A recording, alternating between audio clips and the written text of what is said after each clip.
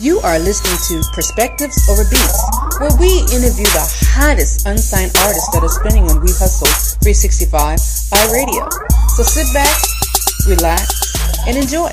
What's up, y'all? How y'all doing? This is JLouise, and I have Mr. Jafeezie on the line. Mr. What's Good, Mr.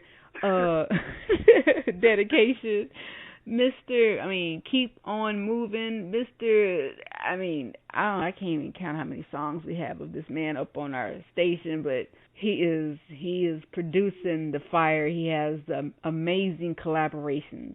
From song to song to song to song to song, this man has it going on. How you doing, Mr. Jafeezie? I'm good. What's going on? Nothing much. You're right down the street in Dallas, aren't you? Yeah, I'm right down the street in Dallas. Big D, yeah. Big D. All righty. Yeah. So, from your perspective, can you tell the listeners what's going on in Dallas as far as the music scene is concerned, and what made you want to do your thing? I guess, the music scene ain't as hot here as it, elsewhere, but, they doing their thing, but, I guess I'm in a different category myself because the type of music I do is not too much the type of music that they doing down here, so, I just do what I do and what I love to do. That's feel good music. So that's just what I do. When I hear a track and I like it, I just give them a pen and pad. And really, if I'm really feeling the track, it probably take me about an hour to write the song. Wow. And then immediately I just hit the studio and get it done. So right. That's just what I do. Oh, let's break it down a little bit further. In case people didn't know, Houston is known for chop and screw. What is Dallas known for, and how are you different from what Dallas is doing? Honestly, Dallas is a follow the leader. Whatever's hot, that's what Dallas is on. Okay. And at one time it was chop and screw up here.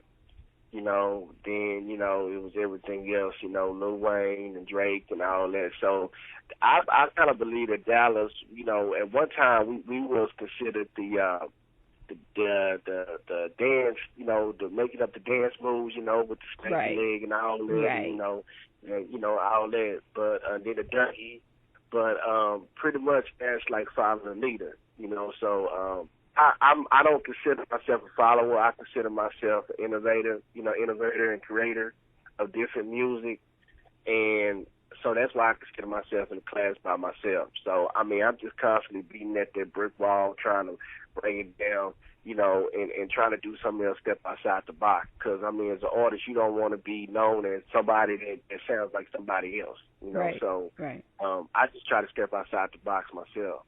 Now, when you say so good music, listening to your songs, it's like, this ain't for young folk. you got to appreciate music to be up on this. Exactly. Because, your tracks aren't just, your tracks aren't hip-hop tracks. They're more R&B, laid back, cool. You can snap your fingers to it and, vibe out. If you smoke a cigar, you can sit back with your cigar and just vibe and chill. And that's how I see your music to be. It's not that, 1, 2, pop, and, doing all the latest whatevers. It's that, like you said, it's that so relaxed and just, I don't know. It's just. I call it feel good music. There you go. Feel good music. I'm like, if you pop in the CD of mine, I really just want you to vibe, and then, feel good, kind of like make you want to get out there on the dance floor, and sweat a little bit, but I call it feel good music because, I'm more influenced by, like your Common, Khalid, let's even go back to Diggable Planets, De La Soul. So I'm on that vibe, and to me that's real music, real hip hop where it started from. Right. I cannot forget, when I give props to the originators of hip hop, Right. So I just converted it over and still keep it going. Don't get me wrong, I do feel something to music now, but not as good as a feel good track to where I can just sit back with my crown roll and my cigar and just vibe. Like, hey, I like that. That's chill. You know what I'm saying? Right. So, and then then too, I get my moves sometimes while I speed it up a little bit, and I break it down, but I try to make music everybody can relate to. Like keep on moving, right? Sort of towards the young crowd. My one and only, for the mid crowd. What's right. good for the older crowd. So I just try to make something for everybody. Right. So that's my thought process. What's good? What's good? That song? Yes. What brought about that collaboration? That song, it's like you don't know if it's an R&B song with the rapper rapping to it, or you don't know if it's a rapper with an R&B to it. You don't know if it's a group. Everything just blends so well. What brought about that collaboration between you and Masquerade?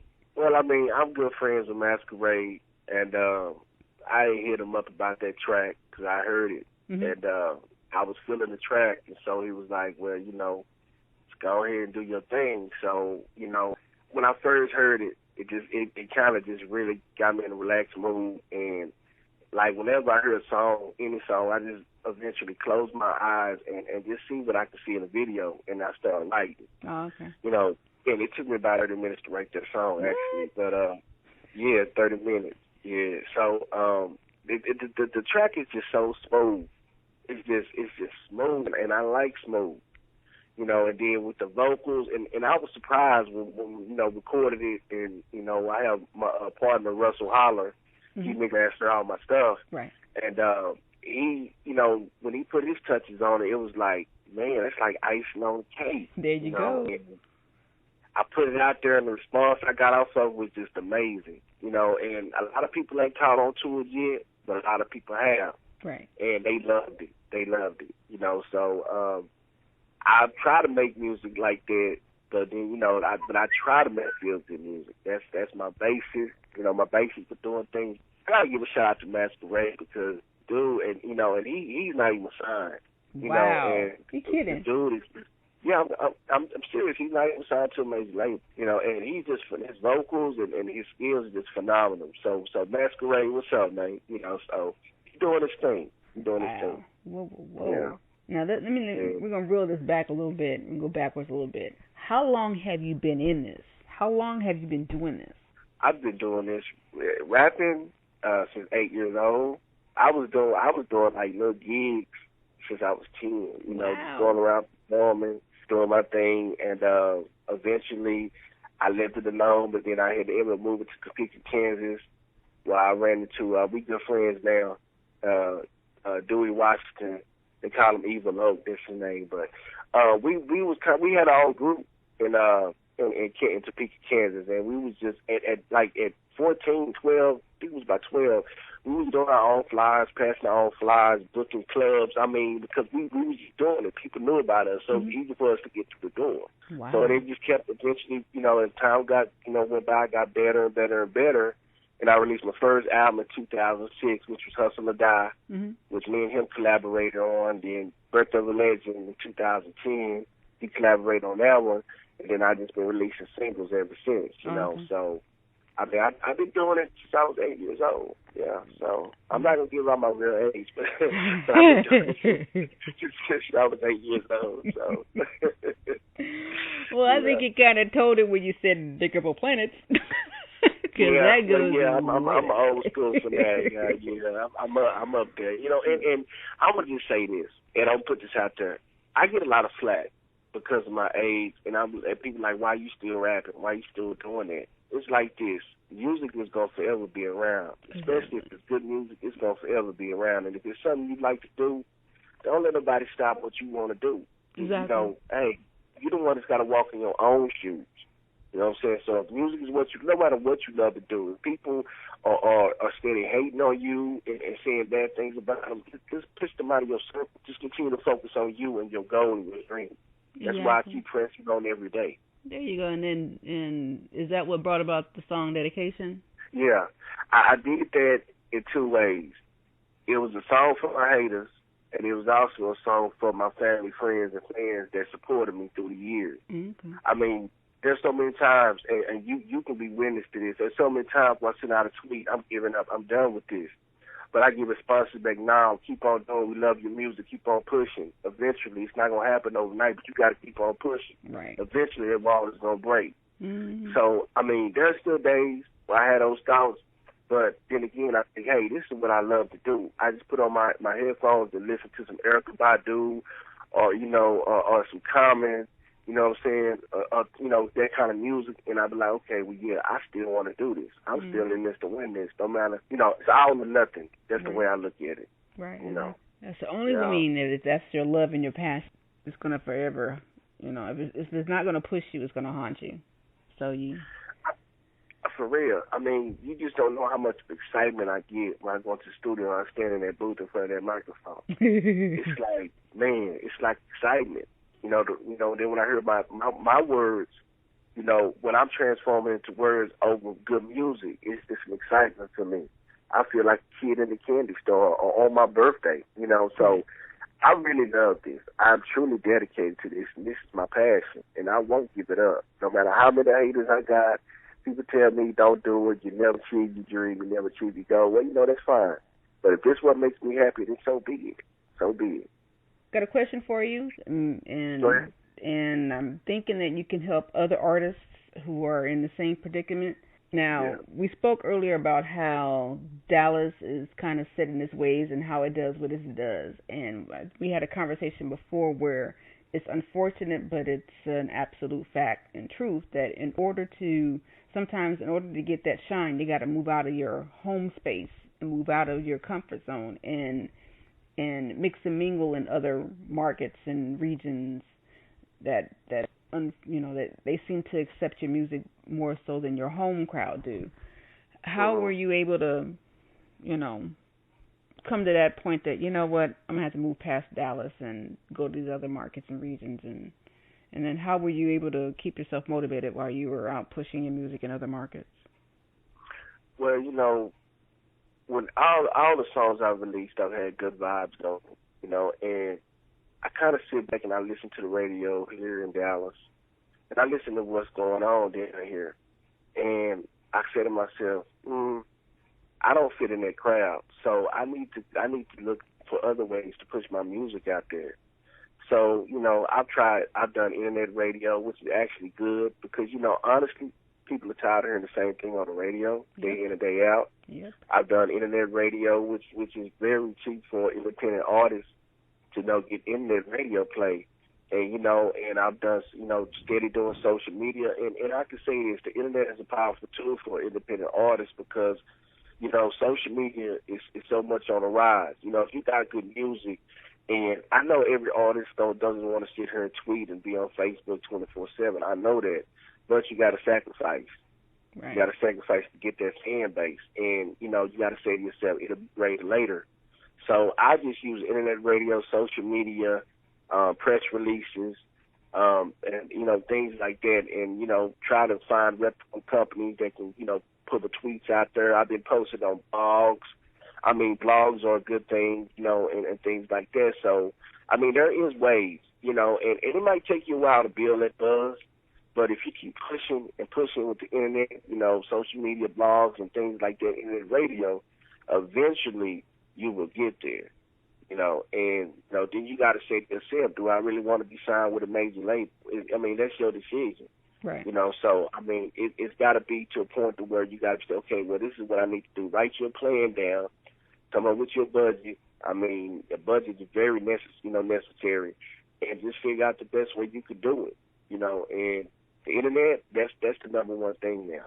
You can reach so many people on the internet. You can, worldwide. Right. I mean, look at Facebook, Twitter, LinkedIn, Tumblr. There's so many sites, so the internet is a powerful tool, and that's what I did. I used the internet. So let's step out of the internet for a little bit. Do you have anything new coming up? Is there something that we should be looking out for? Well, I just officially, my new single, Undercover Lover, is going to be officially on sale on iTunes May 6th.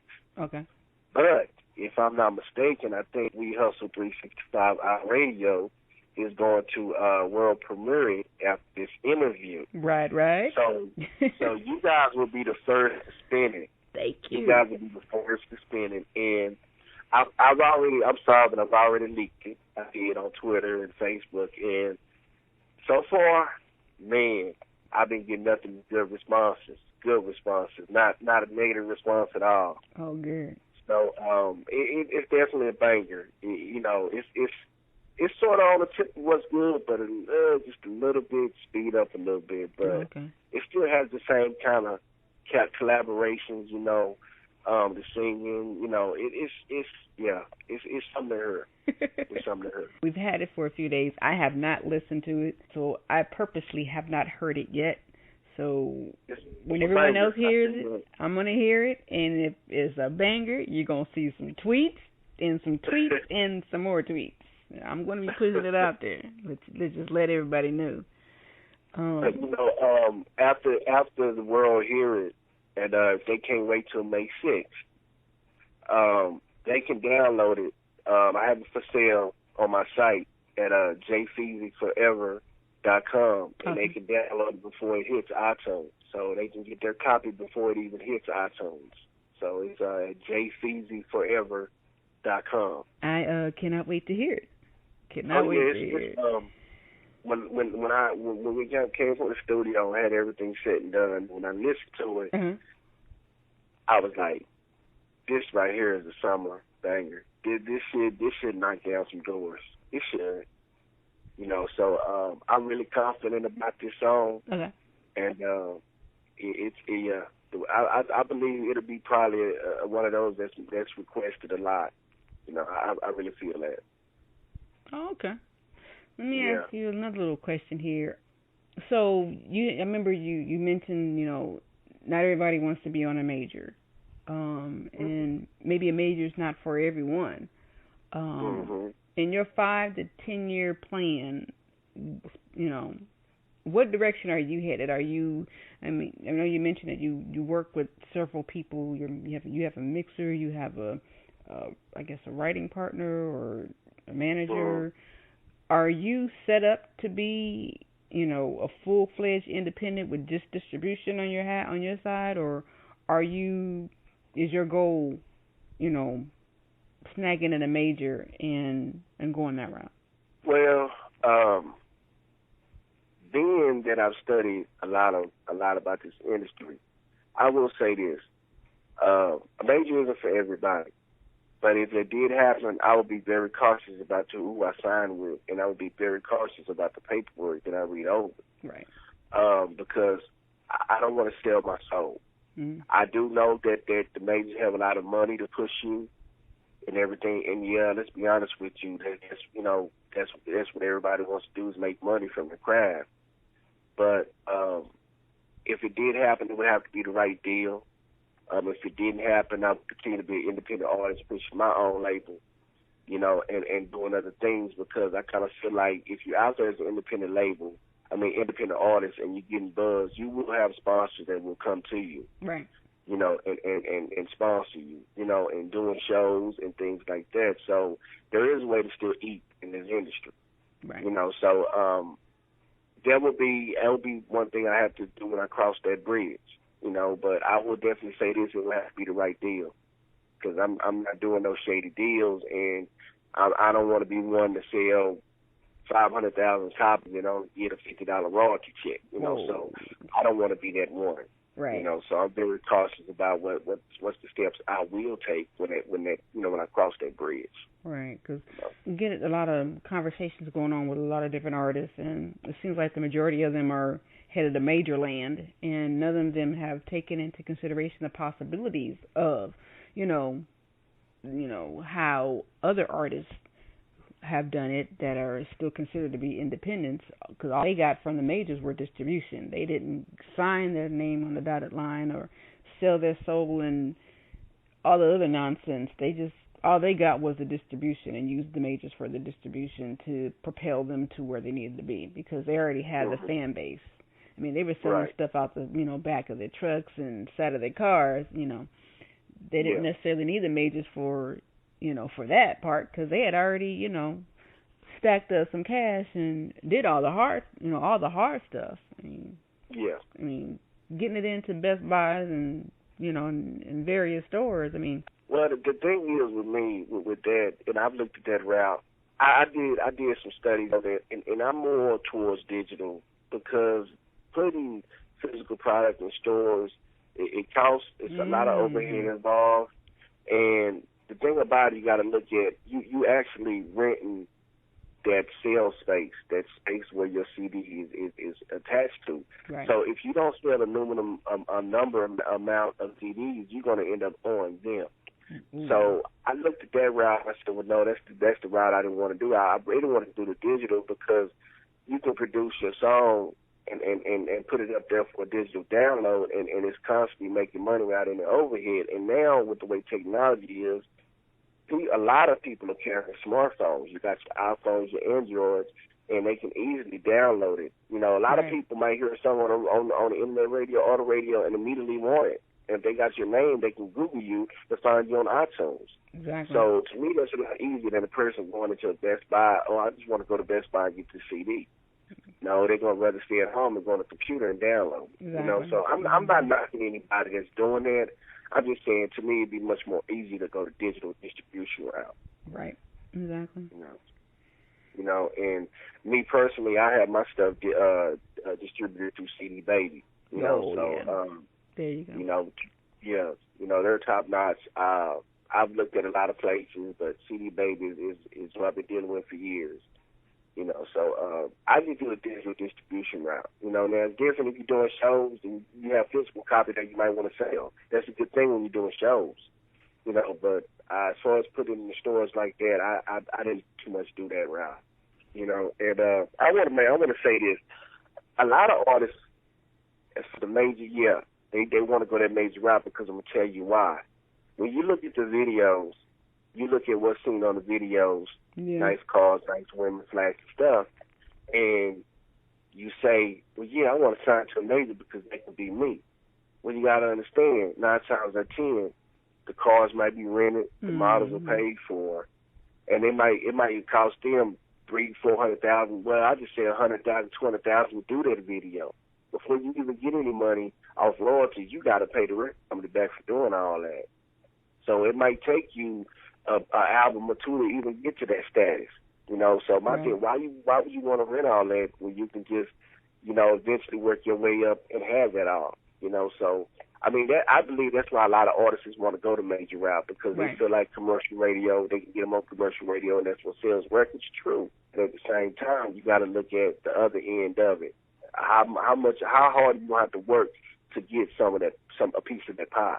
There's a lot of hard work involved. I'm not saying it's not hard as an independent artist because it's much harder, but I would like to see my royalties coming to me. I don't want nothing coming out the top, you know. So that's my outlook on it, you know. But you know, every artist has they different outlook on it, but that's mine for sure, you know. So it seems like, you know, listeners and fans, if you want to call them fans, their attention span is so short.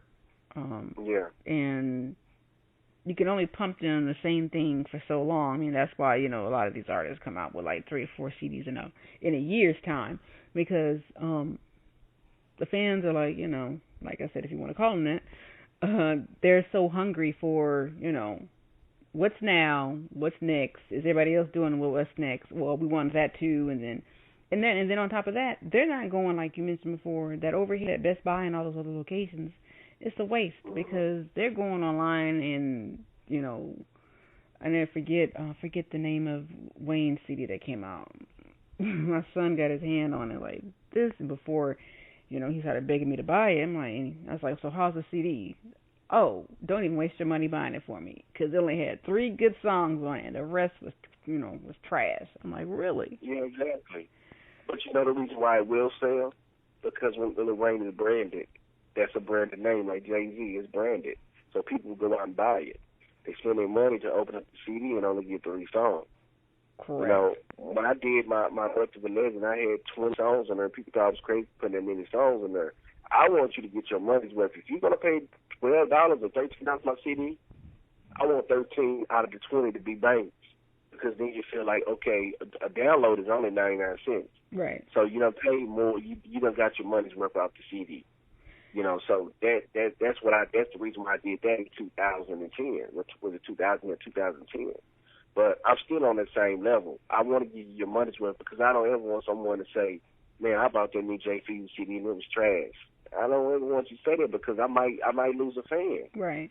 You know what I'm saying? So I mean, but when you get to that level to where you're known and you're making money, you can't. I don't think it was Lil Wayne's idea to do that. I think because he's been pressured so much in the releasing CDs, that he just put something together and knew it was gonna make money. Right. You know what I'm saying? Because Lil Wayne is a talented artist. He is very, very talented. You know, and I don't think that was just him. I think that was just some pressure behind him. You know, so, but then again, I don't know. You know what I'm saying? Mm-hmm. But when you brand it like that, for example, McDonald's is branded. You know what's at McDonald's. You go to McDonald's, get anything you want. You know what I'm saying? Mm-hmm. So if you brand it, hey, you can sell. You know, so if he was to say his ABCs on a hip hop track, it'd probably sell too. You know what I'm saying? Because that's Lil Wayne. You know what I'm saying? You know. Exactly. I done lost my train of thought. I was gonna say and ask you something else. I didn't forget what I was gonna say, but that ABC just threw me off. I'm like, ABC. My bad. I wish he would. In his 1, 2, 3s. I wish he would. Hey, it might happen. It might happen. He might come out with a mixtape, something like that. I don't know. You know, drop a mixtape. Goodness. But it goes back to that whole idea of the majors and the grind that you do as an independent artist is totally different than the grind that I see coming from a person that's on a major label. Because as far as I can see it, an indie artist grinds a lot harder and they hustle a lot longer than what an artist on a label does. Because everything is molded out for them. Well, you're coming up with 3 CDs this year. And just know that you need to come up with that amount of product for your 3 CDs. And whether it's garbage or whether it's bangers, industry don't care. As long as you fill up what we need for these 3 CDs this year, we don't care. Exactly. But indie artists, y'all can't do that. Y'all can't afford the luxury of doing that because every song that you put, it has to be EQ'd right, it has to be produced right, it has to sound right, it has to embody and encompass who you are as a true artist versus copying and doing what everybody else is doing because you don't have the luxury of doing that. Exactly, which is why we were always constantly finding new ways to do things. But then again, too, I just want to say this to all the independent artists out there that's doing their thing. When that time comes and you do get signed to a label and you do have time to shine, don't forget about where you come from. Don't forget about where you started. You still got to keep that grind in and still got to keep reaching out to the fans because they're the ones that got you there. Exactly. And that's what happens with a lot of major artists and they forget about the grind and where they came from. Exactly. So, I just say that to all the independent artists because that's one thing that goes through my mind every day. I will not forget the ones that put me there. You know what I'm saying? So I just want to say that to all my independent artists. Few artists that have made it to the major scene, I'm like, where the heck they come from? Oh, they from Dallas? But yeah, exactly. they getting all this national attention. I'm like, I ain't ever seen this person, never heard of his crew. I know. I don't know who. You serious? Dallas? This person from Dallas. Yeah, exactly. Yeah. And the thing is, there's so much talent here in Dallas. And we done had a couple of people make it, but they never reach back to help other artists out of the same state, the same hood, here in Dallas. And it's crazy, and there's so much talent here. All that artists need is just a break, so it's, man, I can't understand it. I really don't. I guess it's when you get that fame and you get noticed, then you move, you don't want to rep your city no more, you know what I'm saying? You get up to Dallas, all of a sudden, man, you repping Atlanta or you repping Miami. No disrespect to those places. They're nice places. I've been there, but that's not where you're from. Exactly. You know what I'm saying? You gotta rep where you're from because them the people that got you there. When you started doing shows in the clubs or your hometown or whatever. That's why I'm always constantly repping Kingston, New York. That's the place where I was born, and Dallas, Texas, the place where I reside. Those are my 2 hometowns forever, and I'm never gonna forget these 2 places. Yeah, because you see a lot of that going on, and it's unfortunate because everybody talks about I'm just keeping it real. Well, you're not, Yeah, you're not. Yeah, exactly. Exactly. I got love for Dallas. Don't get me wrong, but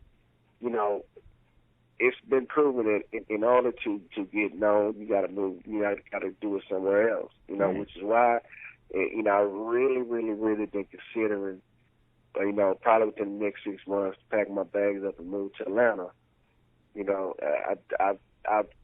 It's just so much happening in Atlanta. The scene is up there. It used to be Cali, used to be New York. Right. That's Atlanta. So that's one thing that's really been bothering me. That's really been on my mind, but we'll see what happens in 6 months. Before you go and pack your bags, have you been on the South by Southwest? Have you? I was supposed to go this year, but Okay. I didn't. Okay. I'm going next year for sure. By that time, I have everything ready to go. And I think, I've had my vacation time then, too. So, I'll be down there for a week. But I'm going next year when they have the next one. From what I understand, I've been through Austin. I never not in Austin, but from what I understand, as far as this area, you got some major companies doing some major things down there that bring attention to various aspects of entertainment down there. And yeah. I will be there next year. I kind of missed it this year, but I will be there next year. Yeah, I will. Performing or whatever, it don't matter. There you go. Because hopefully next year we get some credentials. We'll be down here too. We didn't have credentials this year. I love to get on stage and just see crowds' reaction and be up there. To me, it's like a job. You put in work, you sweating, you moving. It's like a job. Right. It's exciting at the same time. You know what I'm saying? So I would love to perform and do my thing. You know what I mean? So it's all good. If that happens, you ain't never got to worry about me saying no. I'm there. So we've been at this for a little while. Let's see if we can wrap this up a little bit. Don't want to, because you are spitting out some knowledge. I mean, if people have ever been, wondering what or how, you definitely are sharing some insight with them on that. But that's. Well, I've been in this for a minute. I've been in this for a while. I mean, nights I stayed up. Nights knowing I had to be at work at 8 o'clock in the morning, stayed up studying record contracts, royalties, publishing deals, all sort of contracts. So I have a lot of knowledge as far as that concerned. So, if we kept the tape rolling, we'd probably be talking for 3, 4, 5 hours. So, so I'm not a newbie at this. I have studied a lot about music. All aspects of it. There you go. So, do you play any instruments, or do you just? I play the piano. Okay. Yeah, I play the piano. Yeah. I just love music. At one time, I was really into playing the violin, but I kind of got out of it, and I started on the piano. So I play the piano. I'm pretty good. I need some more, Hey. I probably need some more work in, but, I'm pretty good. There you go. That's good. Yeah. Well, in the age of where most people don't, all they know how to do is push buttons, that's a good thing. It's good to say you can. That's where it starts from. So, back in the days, that's what they used to do. It wasn't, it wasn't just everything was synthesized. Back in the days, the Barry Gordy days, they record over and over and over and over and over again till they had it. And you had the Funk Brothers behind them, the band that produced all them hits. And they had to constantly play and play and play, so. Oh, yeah. Yeah. While they were playing, they were cutting the record right then and there. There was no, can you roll that back? No. Exactly. Cutting it right there, exactly. On to the master. So they, it's not as forgiving as they are today, because you can do it up in the bathroom if you wanted to. I guess a lot of people do. They sound booth. So. Let's just be honest with the way things are. I don't never go to a real studio and record. All we have is a computer, Pro Tools, mic set up, and plug-ins, and that's it. On my last album I spent close to $2-3 in a real studio until we caught wind of how we can do this cheaper. Computers, technology, it's so amazing. Pro Tools, that's what every studio uses now. Right. If you got a top-notch mic, you can do everything right there in your bedroom. Don't I know about soundproof, that? everything. Exactly. Yeah, all my singles, I didn't go to a top-notch studio. I didn't. As an independent artist, you ain't got the budget, you got to look at ways to cut it. Exactly. Yeah, but if you hear it, you can never tell. No, you can't. You cannot. And that concludes the Jafeezie interview. Please stick around because we have this exclusive track coming up right after this. Thank you for tuning in to Perspectives Over Beats. Next week, we have a new artist. So tune in next Friday at 6 o'clock. Take care. Bye-bye.